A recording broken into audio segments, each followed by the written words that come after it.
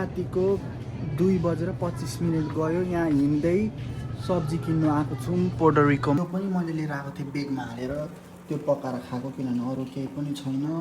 यो घरको मान्छे कस्तो भात पकाएर राखिदिनु छैन। हेलो गाइस, आज चाहिँ पोर्टोरिको जान आँटेको।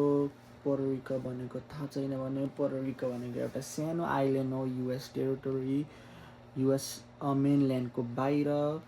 बहामाजहरू त्यसको छेउमा छ। त्यहीँ जान आएको 1 हप्ताको लागि। यहाँबाट मेरो एकजना साथी अनि मेरो कजन अर्को स्टेटबाट, अनि अर्को स्टेटबाट मेरो 2जना साथीहरू।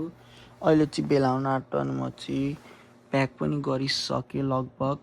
हामी चाहिँ 2 घन्टा टाढा घरबाटको एयरपोर्ट आएको बाल्टिमोरको, अनि अब चाहिँ लाइनमा बसेको। हामी चाहिँ फ्रन्टियर फ्लाइ गरेको, यहाँबाट चाहिँ सिधै मायामी, अनि मायामीबाट स्यान जुन पोर्टोरिको। हाम्रो चाहिँ प्लेनमा चढ्ने समय आयो, अब बोर्डिङ गर्न आँटेको।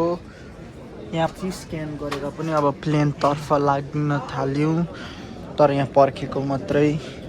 अब सिधै प्लेनमा भेटौँ, त्यहाँदेखि ओर्ल्यान्डो फ्लोरिडा। हामी चाहिँ प्लेनमा पनि बसिसक्यौँ।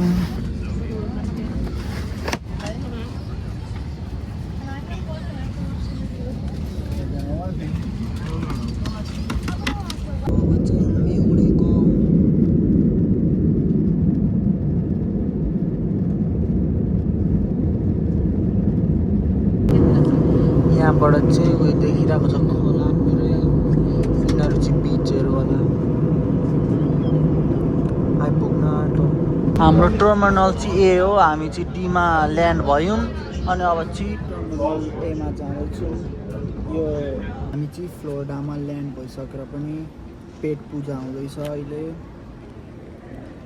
अनि अबको ठ्याक्कै 1 घन्टा आदिमा हाम्रो बोर्डिङ सुरु हुन्छ। To go Puerto Rico.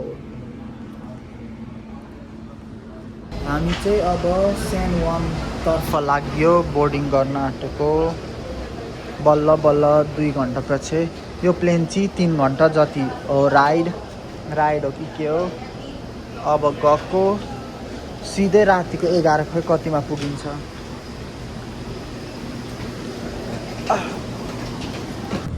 अब प्लेनमा पनि बस्यो, आइप्याडमा फिल्म हेर्दै गइन्छ। 3 घन्टाको राइड। यो प्लेन चाहिँ अघिको भन्दा अलिक नयाँ रहेछ।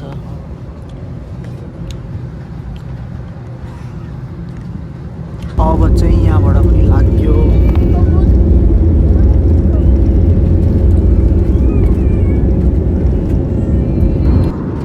अब चाहिँ यो एयरलाइनमा चाहिँ किनेर खानुपर्ने रहेछ, कस्तो वायत रुल हो। तर मैले चिप्स किन्न आँटेको। त्यसलाई माग्नु छिटो भयो। एक्सक्युज मी भन। मैले चाहिँ गमी बेयर र यो चिप्स किनेको। अब चिप्स खाँदै फिल्म हेरिन्छ। अनि हामी चाहिँ अहिले एटलान्टिक ओसियनको माथि उडिरहेको छौँ। साथी हो, हामी हेर्दै पनि आइपुग्यौँ स्यान जुन पोर्टोरिकोमा। अब चाहिँ गलेको छ, अनि थाहा छैन के गर्ने। हामी चाहिँ पोर्टोरिकोमा ल्यान्ड भइसक्यौँ बल्ल बल्ल। तर एक्सिडेन्टली कुकुर चराउने एरियामा गएर घुमेर आएको। स्पेनिस बोल्नु थाल्यो, के गर्नु बुझिँदैन। हामी चाहिँ अफिसियली पोर्टोरिको बाहिर आइपुग्यौँ। कस्तो तातो हो। तर यहीँ मलाई लागेको थियो यहीँ थियो हामीहरूको रेन्ट गाडी, तर ट्याक्सी लिएर 6 मिनट टाढा जानुपर्ने। माछा गनाउँछ त। समुद्र छेउमा भएर होला। हाम्रो चाहिँ अलिक इङ्ग्लिसको प्रब्लम हुँदैछ है।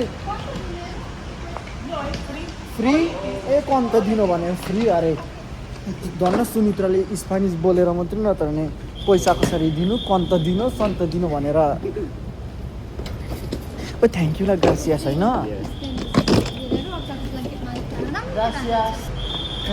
यो मलाई त हाँस उठिसक्यो।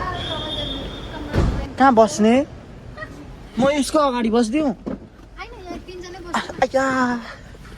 धनै मोटीले। अहिले चाहिँ हामी कार रेन्टल प्लेस जाँदैछौँ सडलमा फ्रीमा चढेर।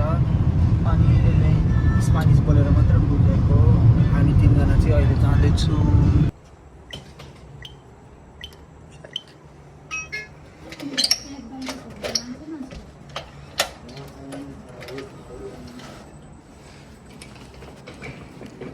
नेपालबाट आउनु लाइटहरू छैन त। यो चाहिँ हाम्रो घर हो 5-6 दिनको लागि। यहाँ जो खुसी पनि छ, भित्र यस्तो छ बक्लब त। यहाँ डाइनिङ टेबल, कफी खानेहरू, किचन यता छ।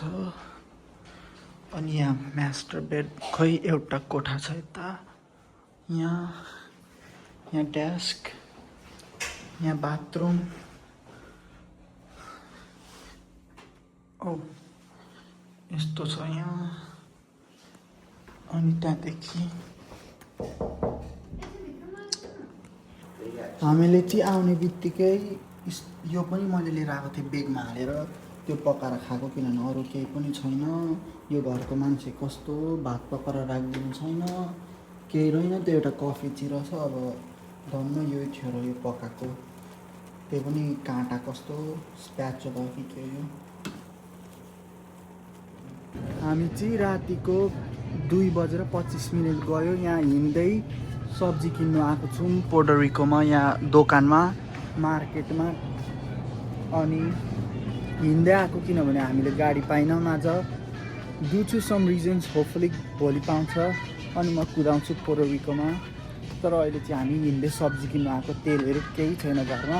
अघि एउटा स्पाइसी नुडल थियो, त्यही पकाएर खाएको। अब के हुन्छ लानुपर्छ। भोलि गाडी भएपछि चाहिँ हामी वालमार्ट जाने, कता छ। अहिलेको लागि चाहिँ अन्डा, न्युटेला, ब्रेड, यो बिस्कुट जस्तै, पफ जस्तै, चिकन, तेल, तास अनि कोक लगेको अहिले चाहिँ।